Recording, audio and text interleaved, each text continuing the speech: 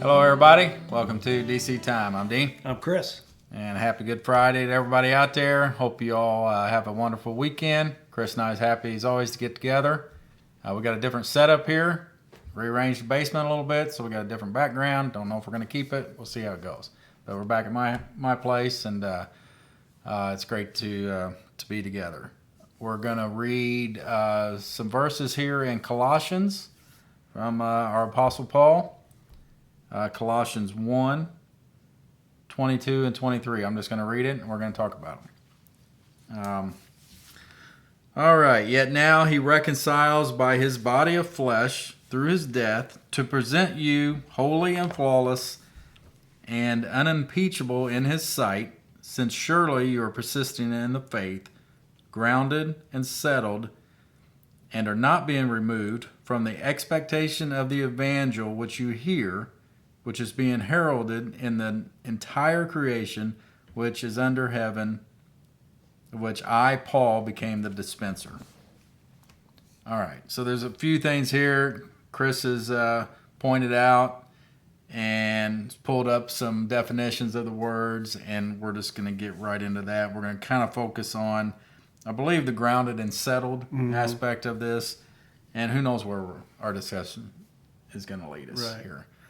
So, do you want to take over? Well, yeah, I just, we, like always, we got together this morning and been up in Dean's kitchen, and Amy was here, and I visited with Amy as well, and had a really good discussion, several different things we were talking about, and looking at some other materials, and talking about future shows.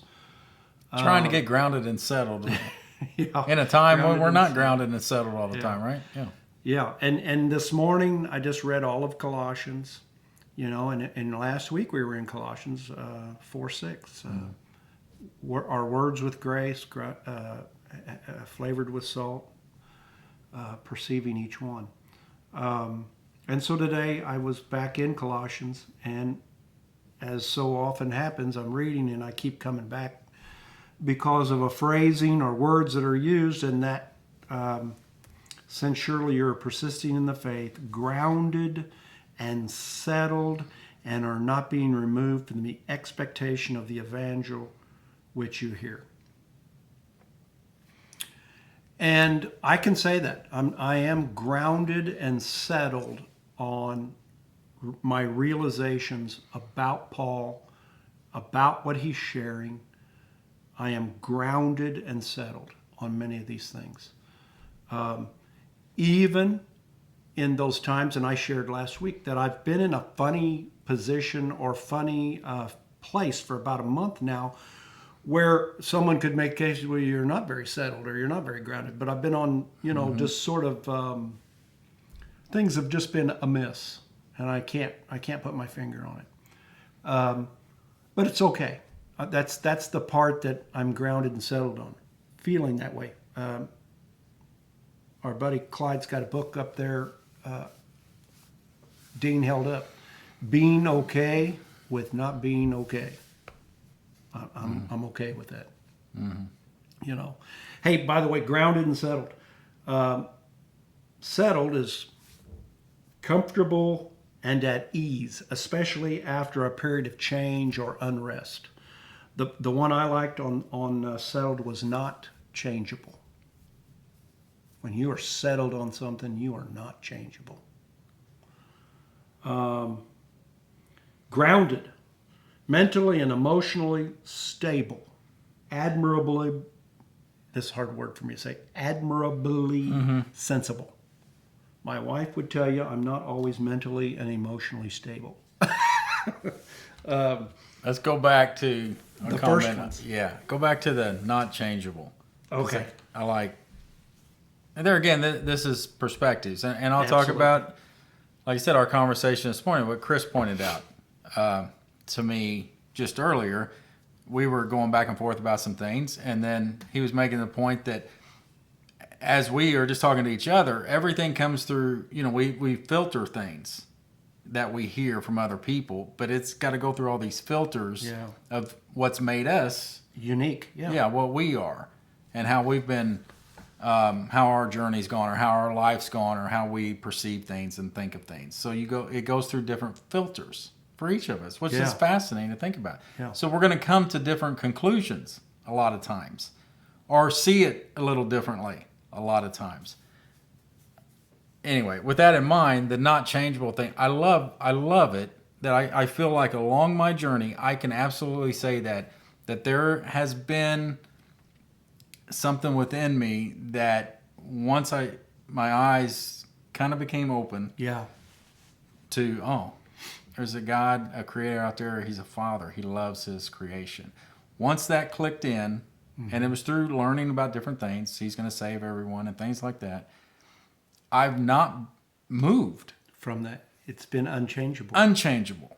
Now, with saying that I have not changed, wow, through this journey, I have changed my thinking, my beliefs, if you will, my understanding of certain truths. I've radically changed. Mm-hmm. I've flipped on some things that I thought I once knew and wasn't going to change on. Mm-hmm. Now I've changed on that. Anyway, just to throw that out there, what that can do to different ones, our perspectives or whatever. I absolutely can say, yeah, I love that, not changeable. Oh, yeah, I do too. It was my favorite one as I was reading I love that. Not changeable. It's, immutable. Our Father's love for us is immutable. Yeah. So I'm looking at like a little kid, like a kid that would know a loving, parent or something, and they would know that, oh yeah, my parents, they love me or something. Yeah. And we had the benefit and the blessing of to be brought up by parents. We knew our parents loved us. Yeah. We knew that security. Yeah, we knew that. Yeah. And with all our upbringing, we didn't doubt that, or we didn't change on that. No. So that's what I'm getting at on the not changeable with the Father of love. And that's a big thing. It's a big difference because so many people within our world, whether you're a religious person or a non-religious person, has an idea that God is some kind of God of, judgment, and he's going to condemn you, and he's always looking different. Maybe he doesn't really love you unless you love him back first. Right. And I used to have those thoughts. I don't have those thoughts anymore. And I'm not going to change on that. Right. And, just exactly what you were saying upstairs too. We touched a little bit on 4:6.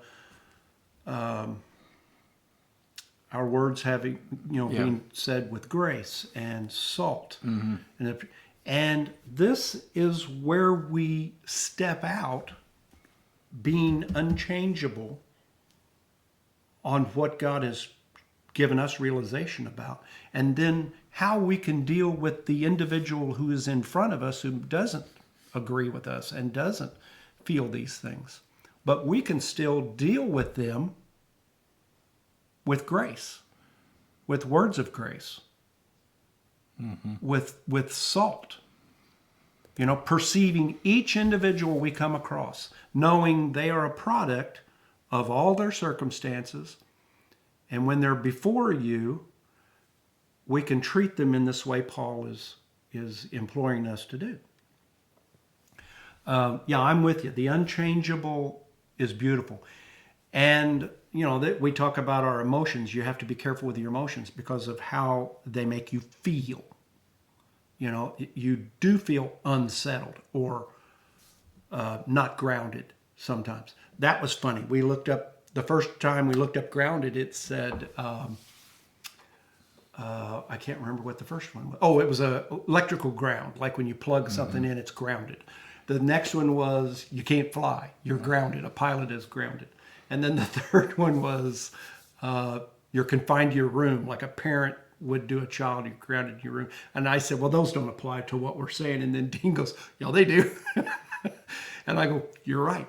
We are grounded in this evil eon. Mm-hmm. We are subjected to vanity in this evil eon. Yeah, we are grounded. Yeah. So it's funny, but I also appreciate it. Just another way to look at how it can hit you. Yeah.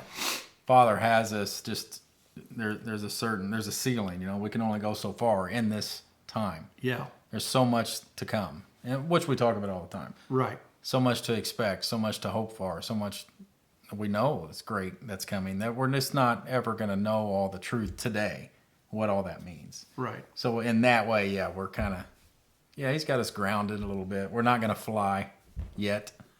No, not yet. Like I said, we're Well, grounded. it's just what you're saying a little further down, grounded and settled, and are not being removed from the expectation of the evangel which you received. We're not being moved from that evangel. So it's a great message, and we find ourselves, all of us, at one time or another. Boy, we're in a great place, and then just a few things change, and we're in another place. Okay, now one of the things we want to do, we do this many times, is we look at Knox's commentary on these verses, and it just so happens 23 he highlights. And so with the reading of 23 and fresh in your minds, Dean's going to read Knox's commentary on verse 23. Yeah, Colossians 1:23, and he's got a title right here, right before it. Says, "The Secret of Christ." It says, "The scope of reconciliation is not confined to mankind. It is as broad as creation. Its proclamation was made to every creature under heaven. It is God's loving purpose to bind all his creatures to him with the cords of affection.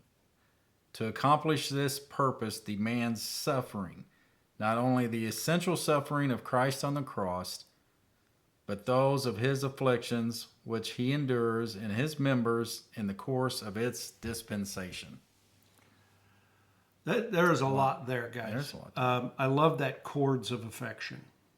Yeah, That's huge. I know. I like that too. He binds all his creatures to him with the cords of affection. And to accomplish this purpose, or his purposes, demands suffering. And the suffering of Christ on the cross. We are getting ready to celebrate Easter. In fact, this show will come out on Good Friday. And my family will gather on the Saturday before Easter Sunday, and we'll be over at my brother's place, and we'll be having a grand old time. And this is a very significant time in my understanding and how much more the cross means to me now. I'm thinking of Colossians 1:20. It's through the cross that he reconciles heaven and earth. Through the blood of his cross.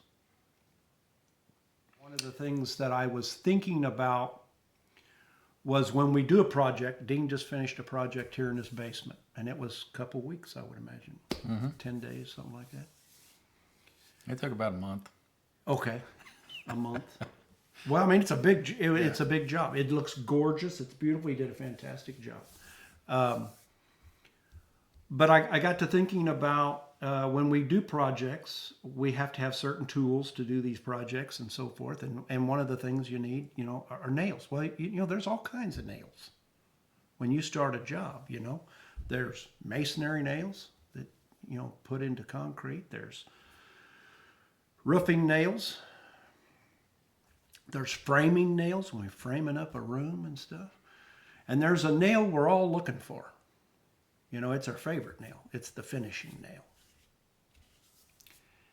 And that's poignant this morning because we're talking about the cross. And a work was completed on the cross. And a purposeful work. We just read that the suffering of Christ was necessary. And he was hung on that cross with nails. And Christ hung on the cross and he said, "It is finished." It means a lot more than it used to mean to me, And I love that God has a purpose. And that God brings all these things together at perfect timing. And we are grounded and settled on this fact that all of creation is going to be reconciled back to the Father. And he'll be all in all.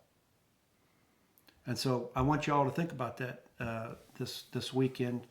I hope you all have great celebrations with your family, however you choose to recognize this holiday. I'm going to be looking forward to the loving family that my Father has placed me in and all the blessings that I have. And just want to tell you how much I love all of you and appreciate your comments and how important you are to me in my life. That's beautiful, Chris. I appreciate that. And we're going to leave you with that. Thanks again for being with us. Have a great weekend. And we'll see you next time.